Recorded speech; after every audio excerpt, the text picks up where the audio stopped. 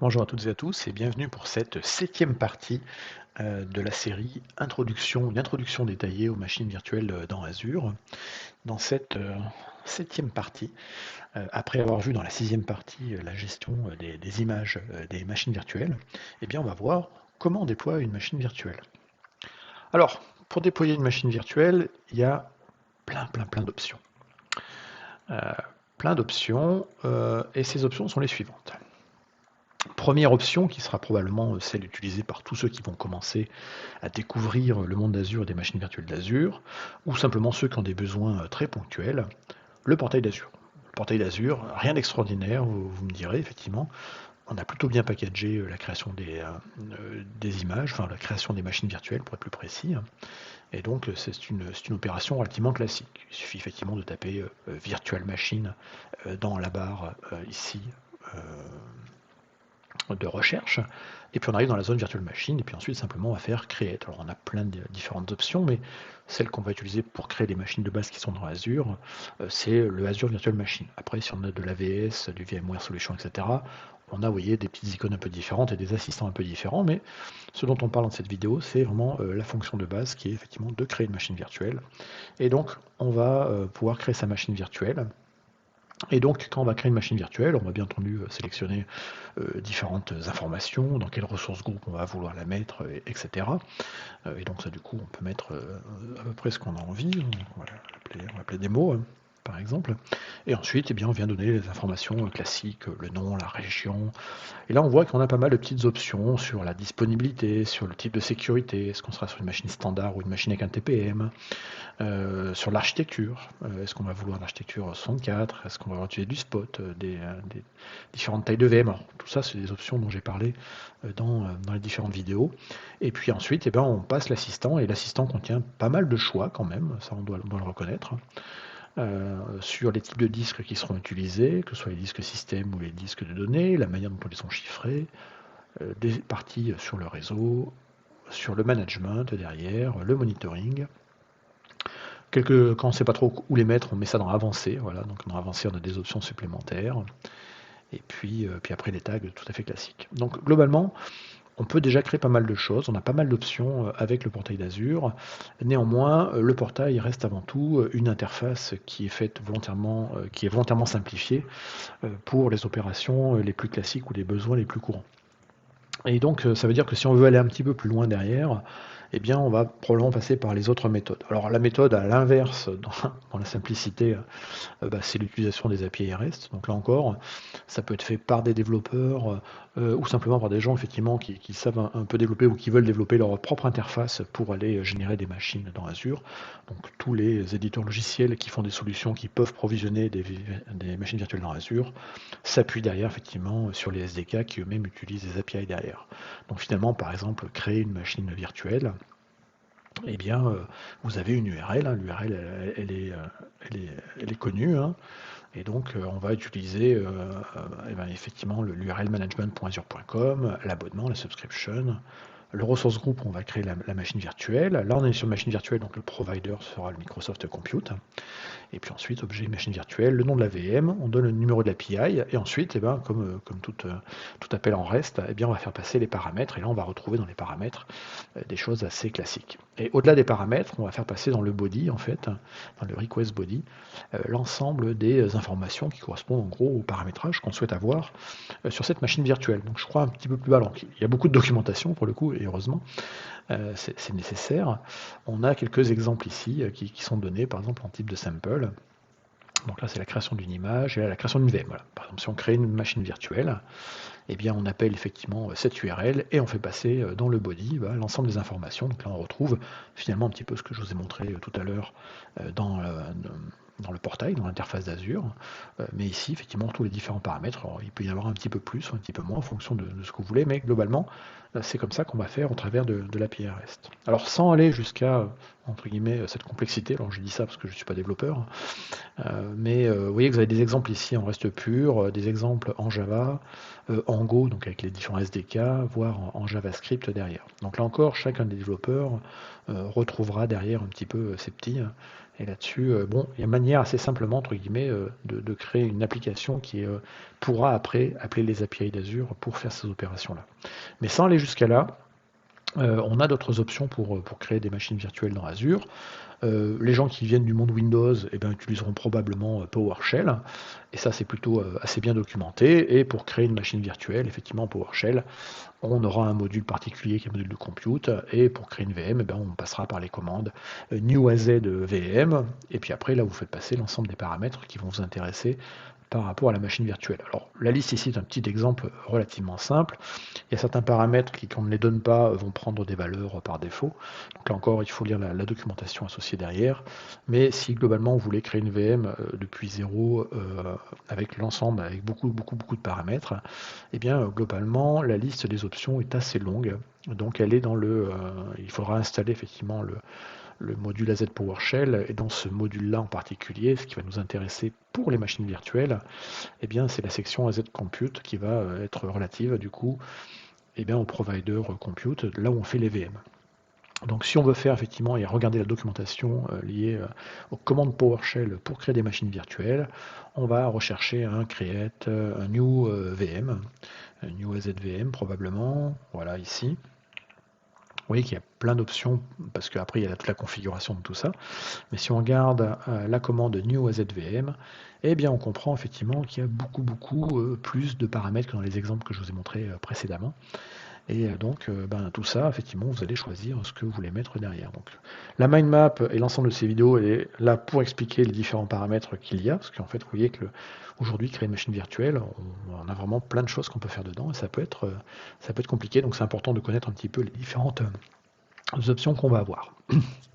Donc, on a vu comment créer au travers du portail d'Azure, donc d'interface graphique de manière assez simple, de manière plutôt orientée pour des développeurs avec les API REST d'Azure, pour, on va dire, ceux provenant de l'administration Windows et de PowerShell. Et puis, alors moi, ma préférence, elle est souvent quand on est de manière impérative, avec l'usage de l'Azure CLI, qui, je rappelle, est la ligne de commande Azure qui fonctionne en environnement shell de type PowerShell, Bash, c'est à peu près les deux. Ouais. Donc ça marchera effectivement sous Windows, sous Linux et sous Mac. Donc pour créer et manipuler finalement les paramètres d'une machine virtuelle dans Azure avec la ligne de commande AZ, je préfère la ligne de commande AZ simplement parce que c'est un petit peu plus court à taper que PowerShell, mais là pour le coup c'est assez simple, donc ce sera AZVM, et puis ensuite AZVM, après vous allez jouer sur les différents paramètres, et si on fait une création de machine virtuelle, ça c'est la beauté de la CLI Azure, c'est que la commande est assez simple, AZVM espace create, et puis ensuite derrière, là encore, c'est pas différent de PowerShell, la liste des options est plutôt assez longue, vous avez des exemples dans la documentation, et je rappelle que la mind map avec les liens associés que j'utilise est disponible dans la description de cette vidéo, et là donc vous avez les exemples. Là encore, comme pour la partie PowerShell, quand on ne va pas donner une liste longue d'arguments, il fera des choix par défaut. Donc si on lui fait cette commande-là, il est probable qu'il aille choisir comme un grand un profil par défaut, un gabarit par défaut de machine virtuelle et une région par défaut, etc. Donc en général, on va avoir des lignes de commande qui seront un petit peu plus longues que simplement quelque chose de court comme ça, même si ça techniquement ça marche. Voilà. Au-delà de ça, donc toutes les approches dont on vient de parler sont très impératives, hein, c'est-à-dire effectivement on va décrire l'ensemble des opérations pour arriver à la création de machines virtuelles. Donc ça veut dire que au-delà de l'objet compute, on aura probablement au préalable préparé un réseau virtuel, au préalable fait un subnet dans le réseau virtuel, au préalable créé une carte réseau, au préalable créé peut-être un managed disk pour les datas, et puis après on va créer l'objet compute en disant je vais linker cet objet compute à une carte réseau, à des disques durs managés. Aujourd'hui, la tendance est quand même à faire de plus en plus un mode déclaratif, c'est-à-dire de déclarer dans un code source, dans un fichier de configuration, le résultat souhaité final. C'est-à-dire que vous décrivez les différents objets que vous allez avoir, une carte réseau, un objet compute avec ses propriétés, etc. Il existe plusieurs manières de faire ça. Les plus courantes, alors, seront bien entendu du côté Microsoft, la partie template. donc avec les templates ARM, et donc le fameux template en JSON pour décrire une machine virtuelle.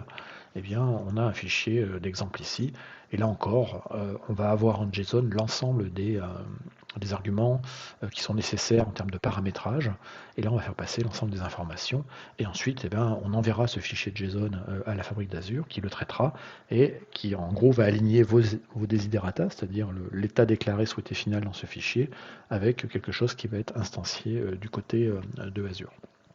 Donc là encore, vous voyez que le template est assez long, simplement parce que comme pour les lignes de commande, il y a plein d'options.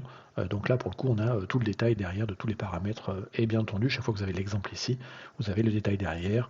Quel est le niveau d'API? Est-ce que c'est required ou non? Donc ça, c'est important. Cette partie-là est vraiment super importante. Et puis ensuite, vous avez également les règles de nommage. Par exemple, ici, sur le nom d'une VM, eh bien, on voit qu'on ne peut pas tout utiliser comme caractère, etc. Donc regardez bien tout ça, vous voyez que la location est required, et puis après vous avez des exemples ici sur les tags, par exemple, etc. Donc pas de problème à le faire en ARM, ça on le fait d'ailleurs depuis des années. Plus récemment, on a de plus en plus l'utilisation du DSL qui vient au-dessus d'ARM, et notre DSL s'appelle Bicep. Ça ressemble très fortement à du Terraform dont je vais parler juste après. Mais globalement, l'idée est à peu près la même. On va définir la ressource qu'on veut créer avec un nom symbolique. Là, on va définir le provider compute avec derrière la version d'API de la virtual machine. Et là encore, on va remettre l'ensemble des éléments dont j'ai parlé tout à l'heure, et l'ensemble des propriétés. Là encore, la liste est longue, tout simplement parce que c'est la même liste qu'avant. Et pour les properties value, en fait, c'est la même documentation. C'est juste un onglet séparé. Donc les règles sont les mêmes.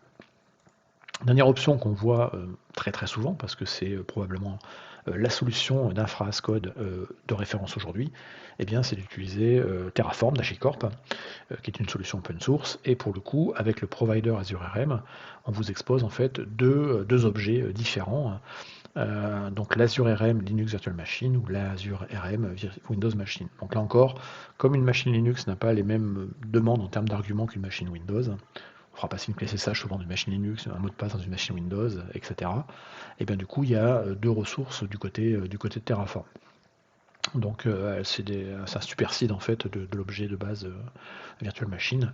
Mais si on prend effectivement une Azure RM Linux Machine, eh bien vous avez tout le détail derrière. Donc vous avez quelques exemples. Donc là, ça fait partie des ressources qu'on crée avant, ressources groupe, du réseau, un subnet, une carte réseau attachée au subnet, et ce fameux objet ici, qui est notre Azure RM Linux Machine. Et puis là, on a l'ensemble des paramètres à faire passer.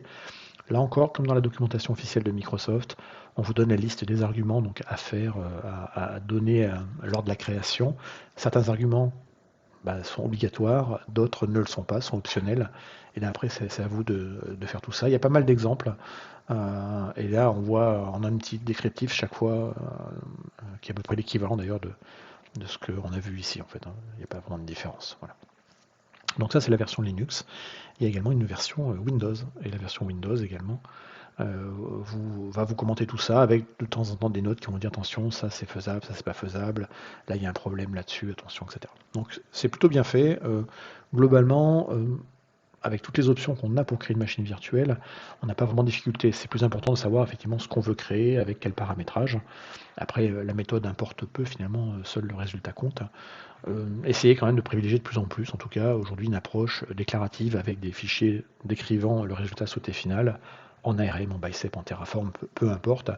Mais pour le coup, ça vous donne, si vous mettez ces fichiers dans un Git, vous avez du coup un historique de la configuration.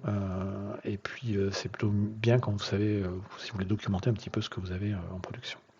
Alors dans la partie déploiement, là on va déployer vraiment, on va dire l'objet machine virtuelle. Il y a également des objets de configuration qui existent. Et ces objets de configuration, en fait, on va les retrouver. Alors, ils seront dans la partie graphique, dans la partie souvent extension ou avancée qu'on a vu tout à l'heure dans l'assistant. Et donc, on a des choses intéressantes qui sont notamment les VM applications, pas très connues aujourd'hui, pas forcément encore très utilisées. Et puis, on a également la notion de Cloud Init. Alors, Cloud Init, ça, les gens qui font du Linux connaîtront ça bien. L'idée, en fait, c'est de faire passer des données additionnelles lors du provisioning pour aller préinstaller certains paramètres derrière. Et donc, on va le faire passer au travers d'un fichier en général, et ça va être traité de cette manière-là. Donc c'est plutôt même complètement réservé au monde Linux, hein, on va dire. Mais c'est assez utilisé, alors déjà parce que d'autres fournisseurs de cloud le font, mais on va retrouver ça. Voilà. Donc le Cloud Init, c'est vraiment, vous allez faire passer un fichier avec derrière du paramétrage. Là encore, on n'a pas, c'est pas une mécanique qu'on a fait. D'ailleurs, ils ont perdu la page ici.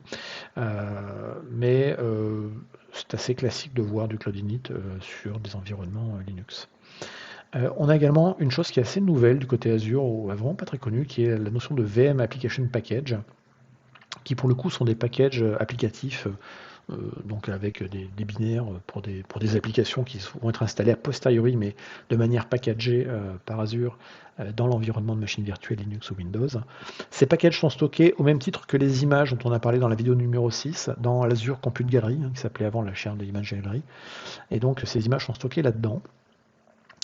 Et donc ces application overview, enfin ces VM applications vont vraiment en fait permettre en gros de préinstaller des VM avec des applications sans pour autant avoir en fait l'application déjà packagée dans l'image.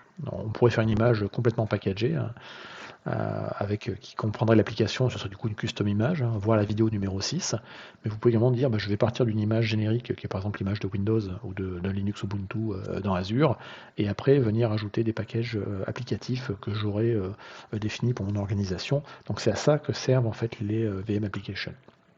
Et donc ces VM Application Package, pour les créer, les déployer, donc il y a quelques petits prérequis derrière, et en fonction de vos environnements en fait, eh bien vous avez différentes solutions pour créer ces VM applications. Donc là encore, ça peut se faire de manière assez simple par le portail et avec des assistants. Ça peut être fait avec de la CLI derrière, ou du PowerShell, ou des API REST derrière, mais globalement, les applications que vous allez poster dans votre galerie derrière, vous allez donner des numéros de version, bien entendu des noms, vous allez pouvoir les localiser. Alors encore, en général, on va essayer d'amener les galeries ou les applications à côté de l'endroit où seront instanciées les machines virtuelles, et il existe des mécanismes de réplication qui sont faits par la chaîne galerie. Et puis ensuite, vous allez associer en fait à vos applications, enfin à vos VM, pardon, des applications. Donc le AZVM Application Set va permettre effectivement d'affecter une application VM à une VM existante, par exemple. Et donc c'est une manière de faire derrière. Donc c'est plutôt intéressant. Je ne sais pas si on a des interfaces graphiques derrière. On va regarder si on a quelque chose en graphique. Portal, peut-être qu'on a des versions graphiques derrière qui sont... Voilà, bon là c'est en preview, je ne sais pas si c'est encore en preview, je ne suis pas certain, à l'heure où j'enregistre cette vidéo, c'est-à-dire début février 2023. Mais en gros, voilà, vous créez vos packages applicatifs, et ensuite effectivement vous allez les installer. Et après, vous les verrez avec les extensions additionnelles, et les extensions seront la vidéo suivante, qui sera donc la vidéo numéro 8. Mais voilà, c'est une manière de faire derrière pour faire du déploiement au-delà de packager effectivement vos applications directement dans l'image. Et donc c'est une techno assez nouvelle du côté de Azure. Voilà. Eh bien, cette vidéo se termine. Donc, on a vu globalement les moyens de déployer une machine virtuelle, du moyen le plus simple, l'interface graphique, jusqu'au moyen un peu plus technique, un peu plus programmatique, avec les API REST, en passant par effectivement les lignes de commande et une approche impérative, et puis le code, l'infra-as code, que ce soit de l'ARM, du Bicep ou encore du Terraform. N'oubliez pas qu'effectivement, post-déploiement de la VM, on peut désormais également packager l'installation automatisée par Azure de composants logiciels et ce qu'on appelle les VM Applications. On peut également post-configurer des environnements Linux avec du Cloud Init. Merci d'avoir suivi cette vidéo. À bientôt. Et puis n'hésitez pas à vous abonner à la chaîne. Vous avez le droit de mettre un petit pouce si cette vidéo vous a plu. Ça me fera plaisir, ou un petit commentaire. Merci beaucoup et à bientôt.